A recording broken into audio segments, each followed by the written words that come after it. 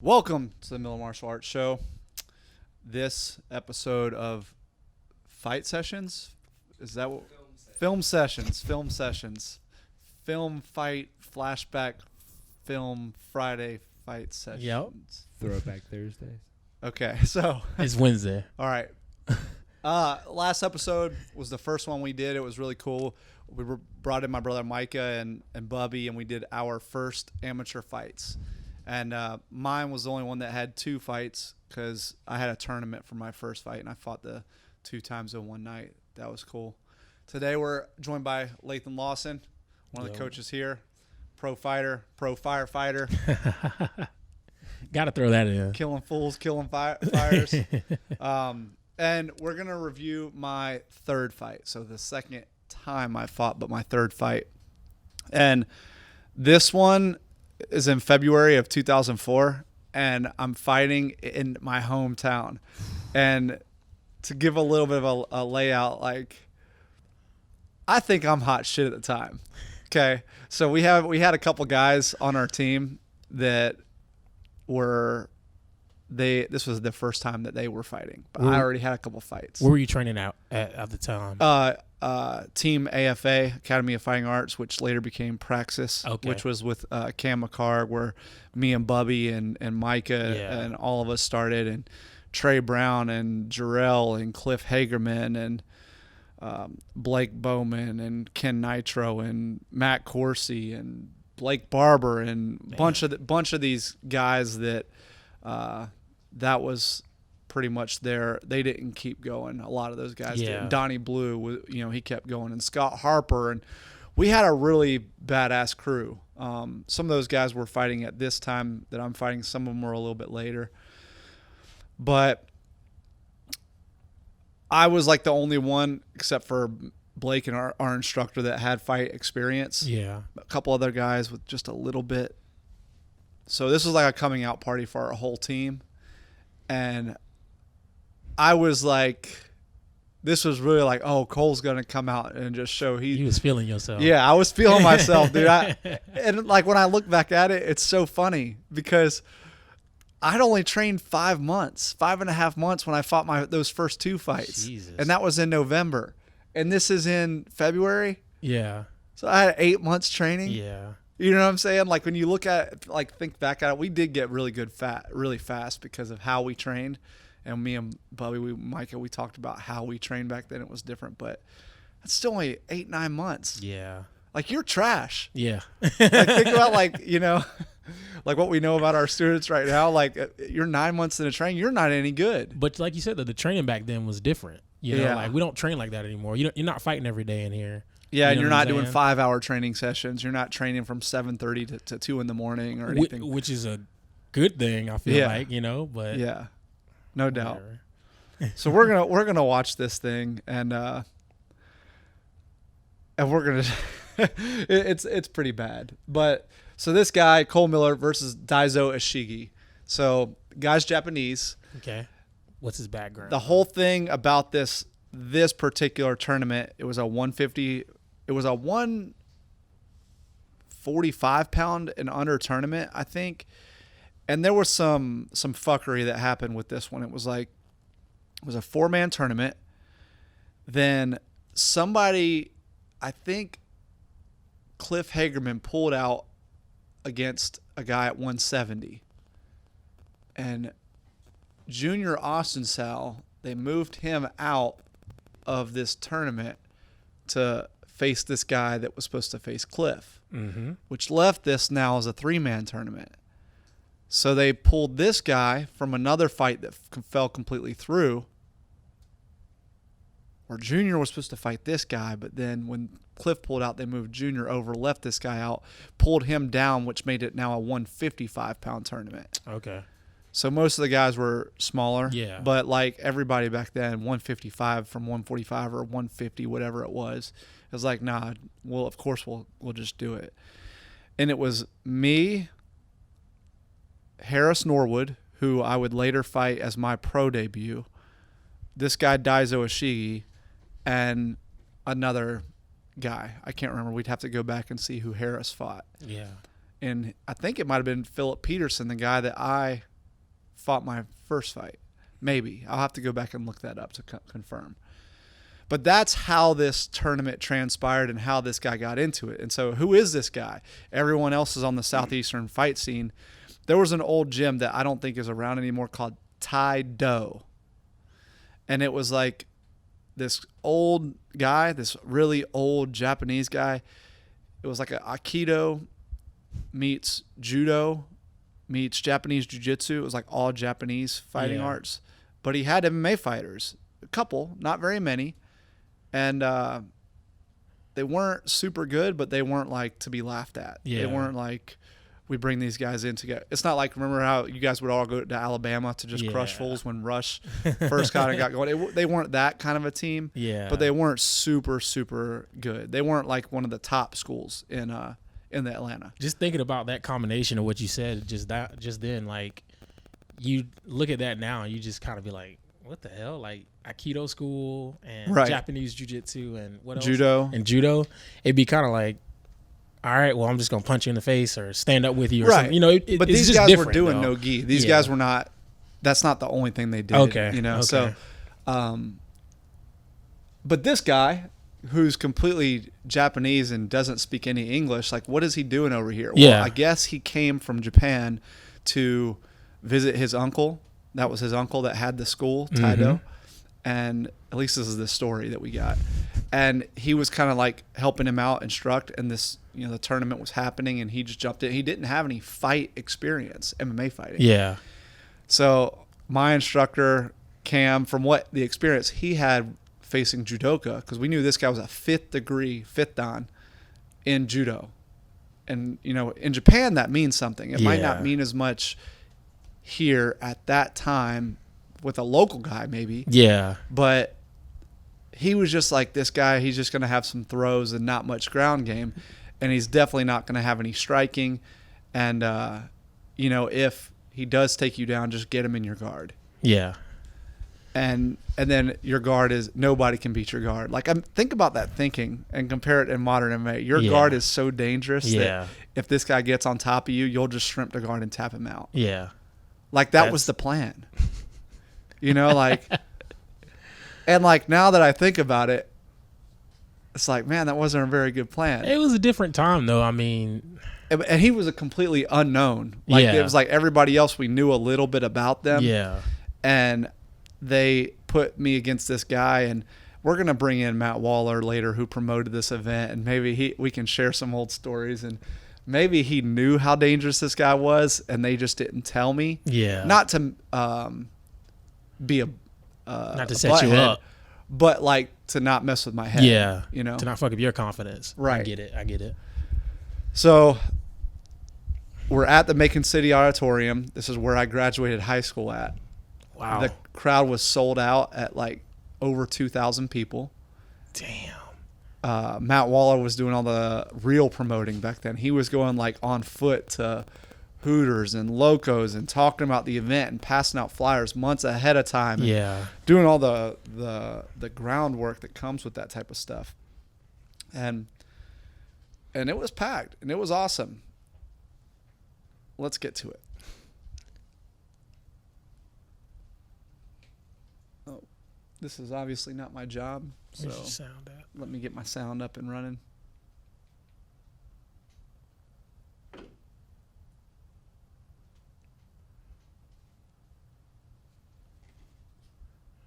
Well, I say from the looks of things, the dude looks swole. He looks good, you know? Another thing was our plan was to let's just throw some high kicks and force this guy to take me down. Oh my God. Like, what are you guys doing? All right. So come out. Boom. Kicked him in the dome through a 1-2. Look at that young, scrapping young gentleman right there. There's another head kick. And Jesus, Cole. Oh, and I slipped. And he's on top. Okay. Double ankle sweep. I should have just stood up there. And I got up. So he clinches, got the double underhooks, and man, this was my first time at feeling this type of strength. That dude looks strong as hell. Oh, Ogoshi, right into side. And see how lanky I am. It was really easy for me to replace guard. Because you can just get your knees and your legs in spots that most people can't. And you can see with this guy's body, there was no space, was there? Like from the moment he landed, it was sealed. And you could see there was no space even. Look at that. He is tight. Try my old trap bridge and roll. What's that, like an empty half guard right there?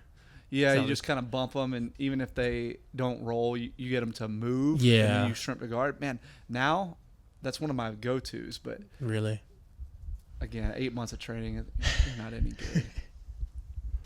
I mean, to not expect to fight, the guy looks like he's ready to fight. Like he looks like he's in shape. He looks well conditioned as far as his body, you know. Mm-hmm. And there is no space at all. And he's just at home here. And I just know I'm going to get out. I know it.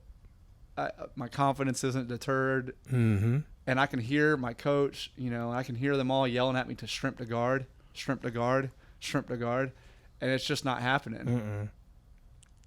He is so freaking tight and strong right there.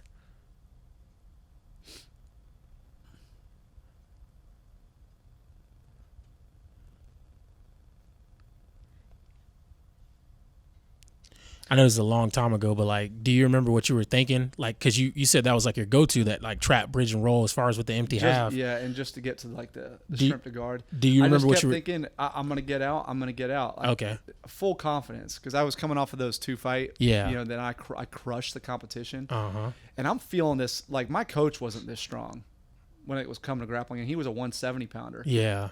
He's moving to the Kimura, goes to the straight arm lock, Juji Gatame. And look at him pushing on it. And so, like, I kind of didn't want to tap. And I did one of those, like, I like went to tap, and then I didn't tap. And then I gave a single tap. Yeah. And then the referee, because my arm was popping. Oh, okay. He stopped it to save you, basically. Yeah. Because you were about to. I was going to let it break. Yeah. And I did that single tap. And so I tapped out. You do one tap, you tap out. But, and I'm just laying here. It's at this moment, it's just, this is surreal. Like, I'm just sitting here.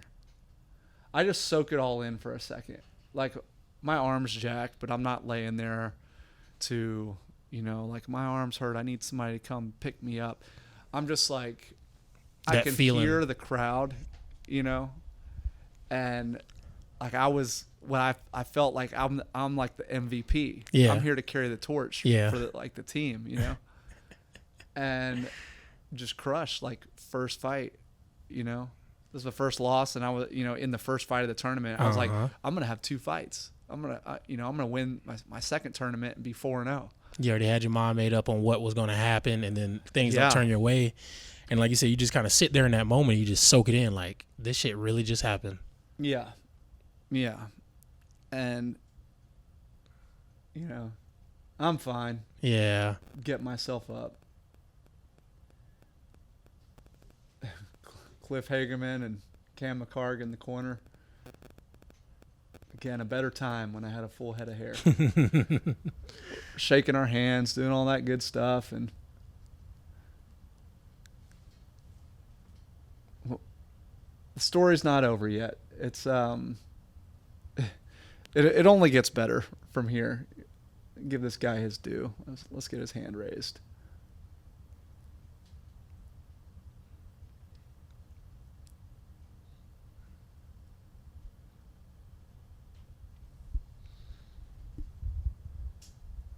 All right. Way to go, champ. Okay. So the armbar was sick, right? Yeah. I mean, he got it, and then he started even like pushing down on it. He had my thumb turned, but the throw was just like, you could tell it was nothing to him. Like, you're trash. So that was a good sweep attempt right there. Yeah, like you said, you got and up. His base was incredible, and then I got up. But this is the beginning of the end right here. Yeah. He locks it up and watch. Like, I'm trying to circle off, and look at it's child's play to him. Yeah. Oh, he goes like outside Kosotogari, Ogoshi, and that was it. And then it was just like a matter of time. Yeah. Until he got to the position he wanted, got through my lankiness and all that bumping and that spazzing I was doing, isolated the arm from the figure 4. Probably could have went Kimura. Yeah. But I probably would have. My shoulders were really flexible, you know. And he sat back for armbar. It was definitely the smart play for him. It's like that feeling of like he knows something that you don't know. Like he knew. And I knew that he knew something that I didn't know. But I just didn't know what. Yeah. So like he knows something that you don't know. And it's just like, I'm about to show you, young man. Like, this is what it really feels like. Because there's absolutely no space. If you look at this, the whole, like that whole fast forward clip, there's no space at all the whole time. He's connected to your body. And that's really hard on a person who's really skinny and lanky, you know. Yeah. And it's not like he did like a super advanced technique as far as the armbar setup. Yeah, I mean, like, look at this. Classic. He mushes my face. Steps over. Kimura. 2 knees down, which is the way, and then he steps up and sits back for the arm lock. Uses both of his forearms to peel the arm off. And pushing the thumb, you know. Dude, it's weird that he's going that way, though. That's what kind of fucked me up, because I was like, I thought you were about to get out for a second. I like I said, I may have saw this fight once. But. Yeah. I bridged in that direction, and because I can hitchhike, right? But if he controls the thumb and makes it to where it can't point down, he's making the thumb continue to point up. Then he just does that pry where he pushes down on it. It's pretty brutal. But it's like it didn't look like he was pushing the elbow or anything like that. That's what kind of. Okay, so here it's straight. Bit. Yeah. And like. You hitchhike? See? Oh, okay. Your thumb is still okay. All right. Okay.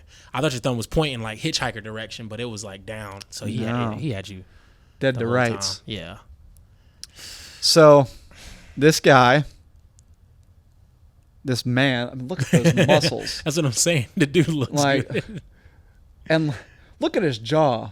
Look at the bone structure of his face. I still will never be built like that. Okay.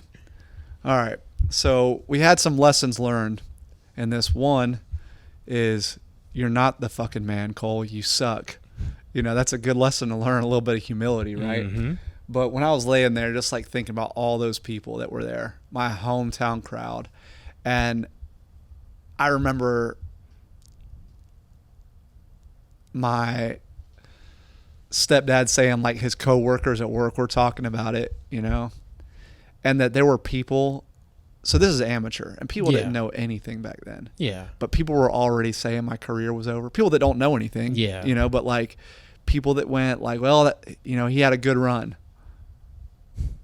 You know, and like that was fuel for me. Hell yeah. Like I was back in the gym on Monday, like ready to go. Tuesday. Technically it was Saturday night. Okay. And on Tuesday I was back. I didn't take a week off. Yeah. I went back in. My elbow was jacked up, and I was like kicking the bag because my elbow hurt to jab, so I couldn't really grapple because it was jacked up. Mm-hmm. But I was just kicking the bag with a ferocity, you know, push kicks, round kicks, just lighting that bag up, just angry, you know, but using that anger in a good way and not thinking, because it was humble pie.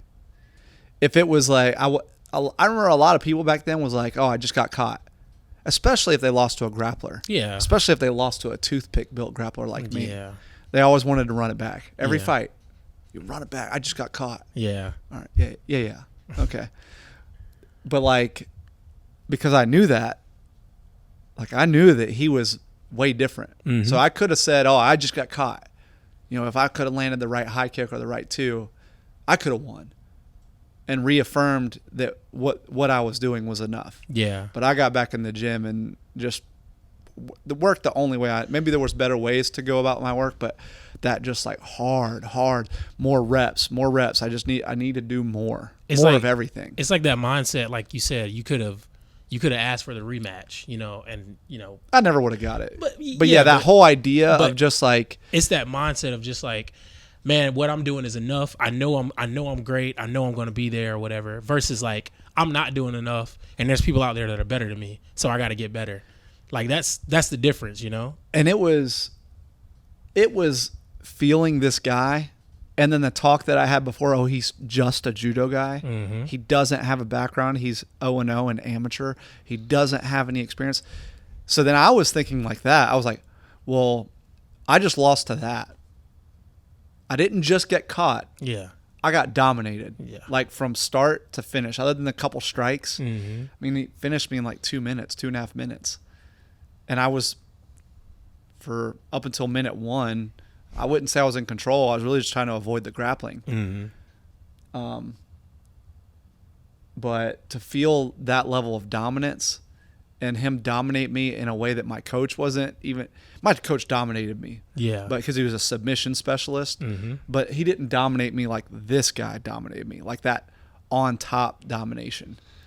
And I was like, man, there's levels to this. When I only had access to a little bit, I didn't, have like what I had at Top Team when I got a Top Team to understand, and to also see what was up here, but also have people in between. Like when I went to Top Team, there was a clear ladder, like, oh, I'm not as good as this guy. This guy's not as good as this guy.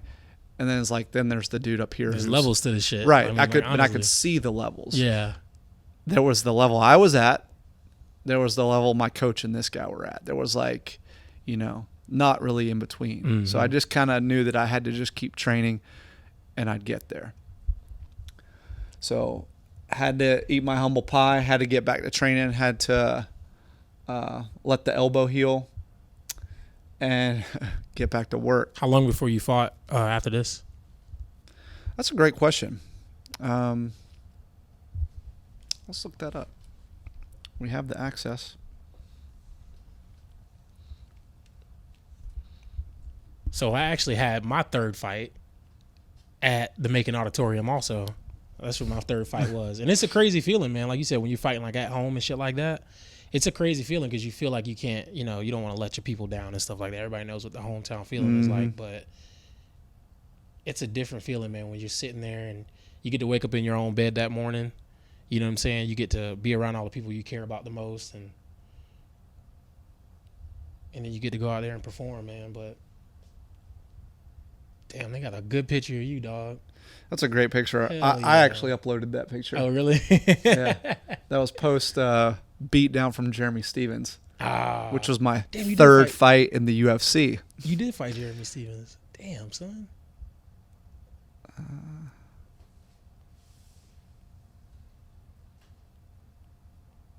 Not that one.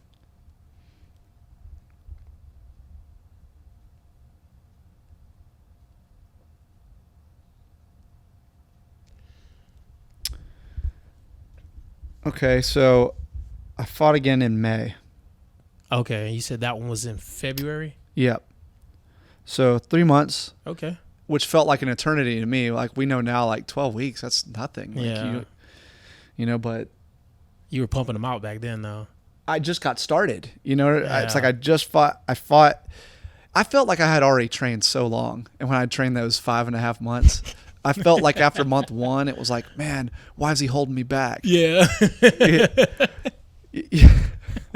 He's protecting you from yourself. That's what he's doing. Yeah.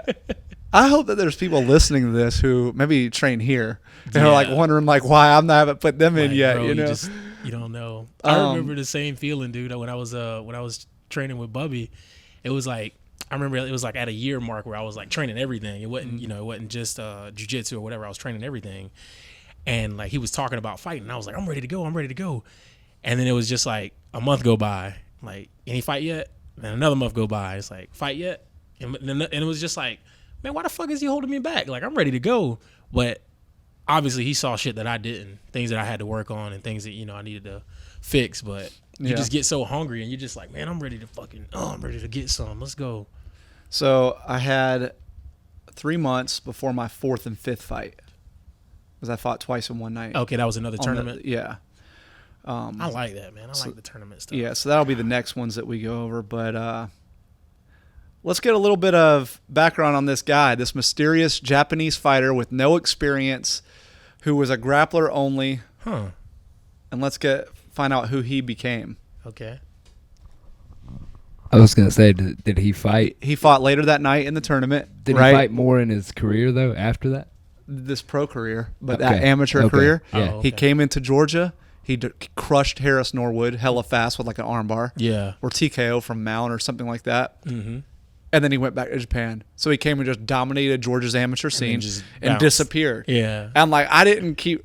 So this guy, I never looked him up. That's weird. Like people usually follow like who they lost to. Yeah, because you want to see them do good. The data, like the database wasn't, quite there yet. And I was an amateur, so, and I fought 7 more times as an amateur from that third fight before I turned pro. So it was felt like a long time. I'd had a year and a half or something like that amateur career. But this guy goes on to be 8-2-1. His last loss was to Dan Hardy, and he fought Kenji Arai, Satoru Kitaoka, Koji Oishi, UFC vet, crushed him. Kitaoka is a Savage veteran. And those are the only guys that I know there.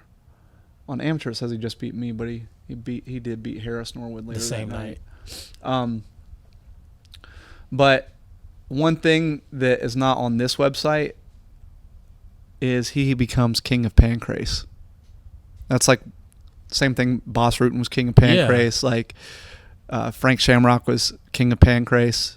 So he becomes Pancrase's world champ. This dude's legit. So after he just like scrubs up on me at this little 155 amateur thing, he goes up and moves to 170. And becomes king of Pancrase, which was the highest for that promotion. That was the highest award anyone could win. It was their belt, their championship. So pretty savage, and beats UFC vets on the way, and Dream vets and other champs along the way like Kitaoka. Koji Oishi fought Nick Diaz in the UFC. Okay, I was about to say I've heard that name before. I don't really Kenji know Arai. the Japanese guys that much. Kenji Arai was a beast. And then Dan Hardy, of course. Most of our listeners know who Dan Hardy is. Back in 2007. Phenomenal English fighter. And then he never fought again after that. So. Our mysterious guy who's just a judo guy with no striking experience, he just came out and just crushed. He had a pretty successful career. I mean, that's what I call it. Like you said, being king of Pancrase and beating some UFC vets, man, that's legit. Right. And you lost to him as an amateur when he probably was already like really pro good status. He's probably really good. Yeah, he was already like pro status. So, but just like back then, we didn't know anything. You couldn't YouTube anybody to find out. You couldn't, find out what team he trained with in Japan. Who knows? He was probably with a major team. Like one of the big teams in Japan at the time. But like he wasn't. He had not had any fights yet. And we was just like, a representative of Taido who doesn't have any background. But I ain't gonna say you got hit with the okie doke, but it kind of seems like no, I mean, because who knows what this guy would have went on and did. I mean, they couldn't predict that shit. I mean, but it is what it is, man. You live and you learn. That was your only amateur loss, though. Yeah, and it's good to go back and look at that type of thing, and it's good to be able to see where you come from, and don't forget these things, and remember that you were once an amateur, or I was just a guy who'd been training 8-9 months who thought I was hot shit at the time, but really in the grand scheme of things, you're nothing. Yeah. But at the same time, you should represent or recognize that you're nothing, but know that you're going to be something, and you can just accept that, get back into the gym, have a plan. Don't just go to the gym and say, I'm going to train harder. Train smarter. Have a plan to get where you want to be, right? You have a goal, but, a goal without a plan is just a wish. Yeah. Wish, and you know what I say about wishes? In one hand and something else in the other. Yeah. So I think it's important for the guys to take a loss, whether it be from MMA or, like another type of aspect in like your work or personal life, a setback. Yeah. Let's just call it.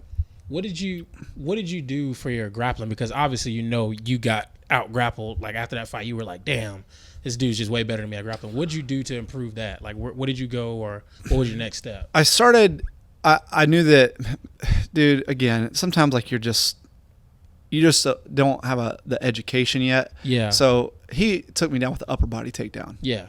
So I worked on takedown defense, but it was more like striking to sprawl. When they're coming in off getting my shot. hips back and getting underhooks or like stuffing the head and sprawling. He didn't shoot on me, obviously, but that was like what I was dealing with. Because what do we fight mostly in America? Not a guy like that, like a wrestler, right? Who's going to shoot. So I focused on throwing some strikes and moving to sprawls, and then also the side mount escapes. I thought I was good at side mount escape because I was flexible. Right, you're flexible, you're wiry, you're lanky. You can slip through a small hole, but obviously I still had a lot of technical errors. So being put in bad positions, worst case scenarios, like, okay, starting off in mount, positional sparring or specific training is what we call this now. But we were just fighting back then. Yeah. Or just rolling, or just sparring, or putting on the little thin foam century shin guards and MMA gloves and just sparring. Yeah. So that's what we were doing. We weren't isolating the positions back then, but after this we started to do that. Okay. Did that loss right there encourage the isolation of those positions, or was it your coach that was just like? It was my coach. Okay. Like I was like, all right, guys, come on over. Like my coach Cam was like, you need to work on your side mount escapes. You know. So we're gonna start from side mount. Yep, starting side mount or Trey, put him in side mount and start with like the key lock, but he has his arms held together. Or so that kind of helped form like some actual technical sparring, from the ground and stuff like that in your camp and stuff like that. Okay. Yeah, because like it's dope. Cam had us train the way that he trained. Yeah, and he didn't come up conventional. He didn't have a rank in jiu-jitsu. Yeah, so he basically was trying to make himself training partners. Yeah. So all this positional training wasn't really. He just wanted to roll, and he just wanted to spar, and he just wanted to train and then teach and cultivate fighters, and teach those that wanted the knowledge, but who wanted it the hard way. Yeah. When did you notice the difference in your ground game? Like, as far as, because obviously you're known as like a grappler now, like that's your bread and butter. Everybody knows like if they fighting you, they got to watch out for the submissions and the transitions and stuff on the ground. But like, when did you start feeling like, man, I'm better than a lot of people on the ground? When did you start getting that feeling? Oh, my 3rd month in. Really? Yeah. Well, after this fight, when did you start feeling like I'm better than a lot of people now? All the time. Oh, okay. You always felt like that? Yeah. Okay. Yeah, I was doing dude, like, it's so crazy, man. Like, I was doing grappling tournaments and signing up in the advanced and expert divisions, and like a year in, I was going against black belts. What the fuck? And I was losing the decisions. Yeah. Like, I was like still losing, but it wasn't like I was on the feet wrestling for 4 minutes and then on the ground for a minute. Okay.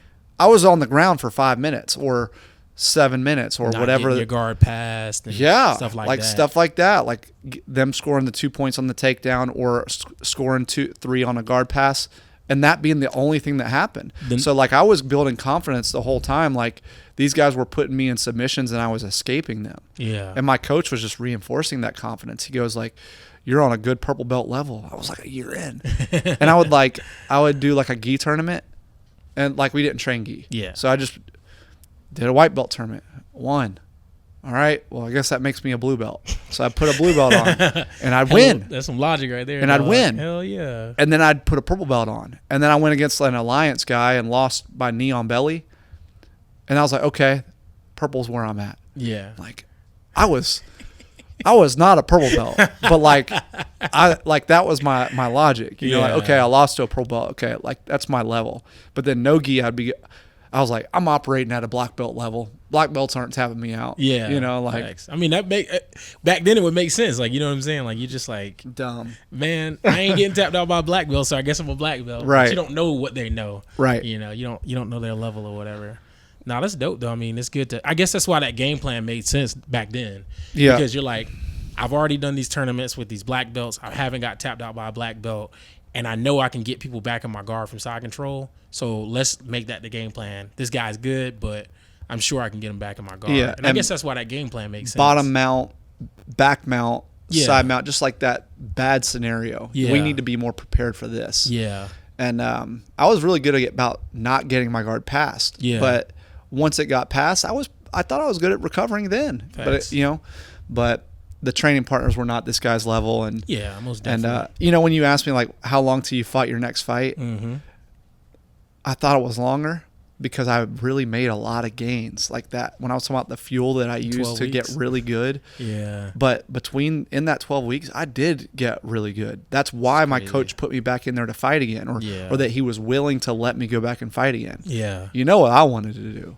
Train 3 weeks and then the next week fight. Yeah. So like I wanted to get like a month later and just fight. Let your elbow heal up a little bit and I'm good to go. Right. Yeah. And I had a broken arm this whole time anyways. We'll get to that on another podcast later.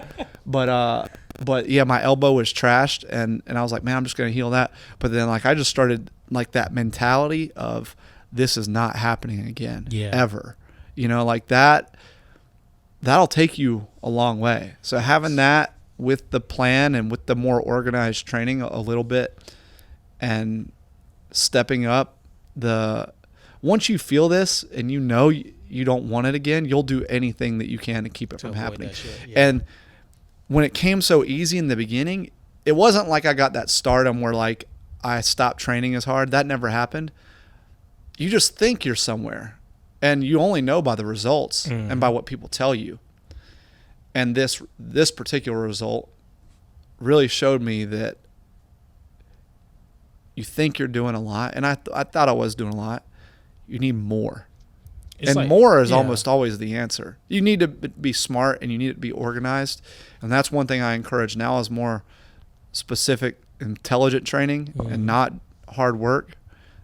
Hard work is important. I think that you can get real far, real fast with hard work, but you hit a cap. And a lot of times you'll never surpass that because of you utilizing the same methods. You got to do it more intelligently. You got to focus on the technique.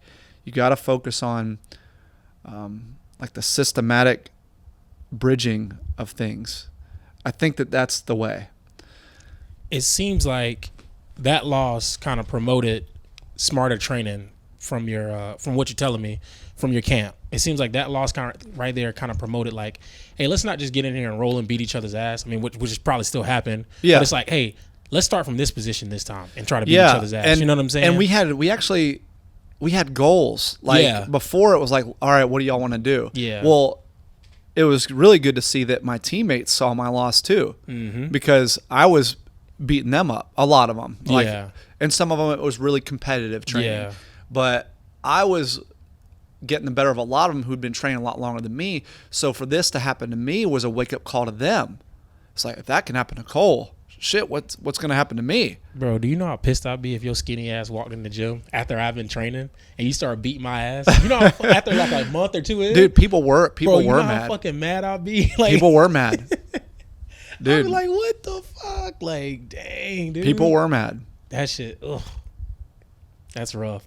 That pushes people though too. I mean, I'm pretty sure your teammates got better because of that. Yeah. You know what I'm saying? Like it pushes people to get better, or they can just be a bitch and just sit there and be sour.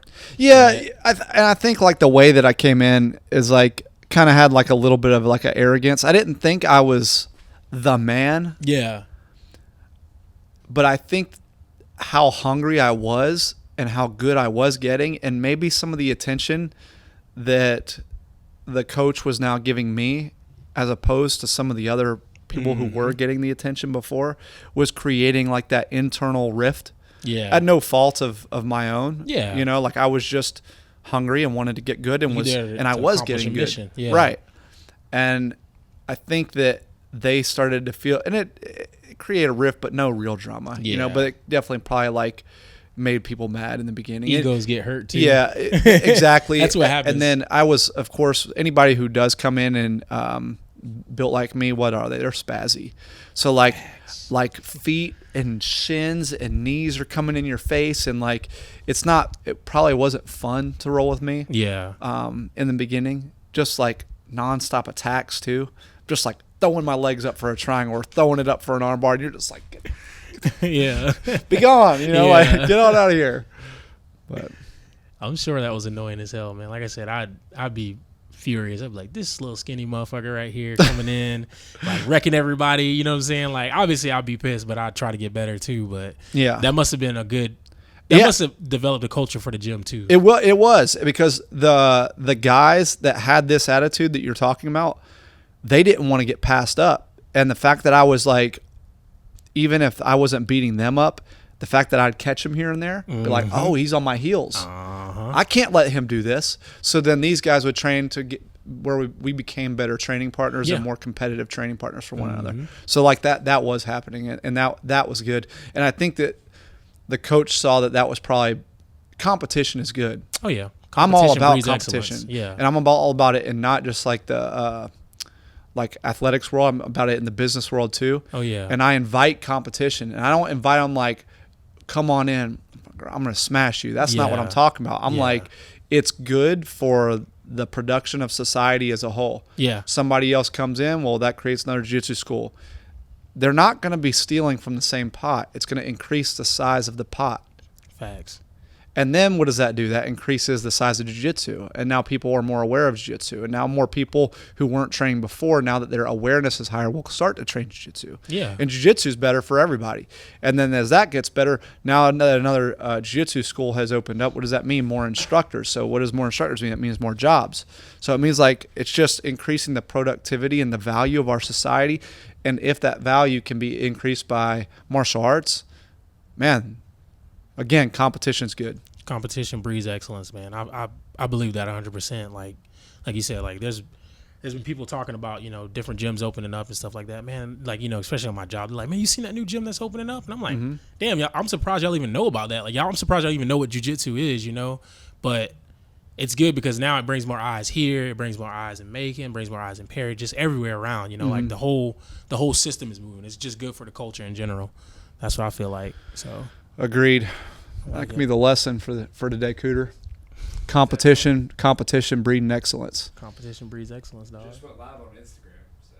Well, oh nice, man. I think we were just wrapping up. Yeah. IG, thanks for the love. Hell yeah.